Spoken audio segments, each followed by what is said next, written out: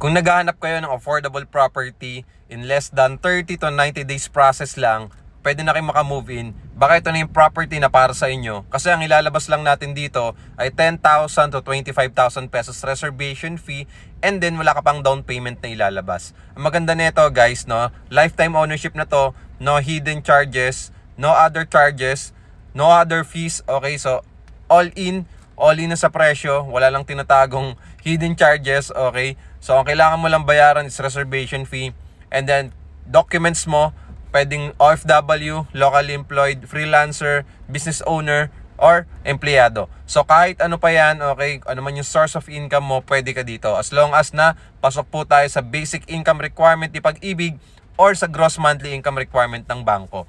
Good news, okay, malilipatan na to agad-agad. So ano pang inaantay mo? Mag-follow ka muna bago ka mag-message at mag-comment para masendan kita ng complete details, photos, and sample computation.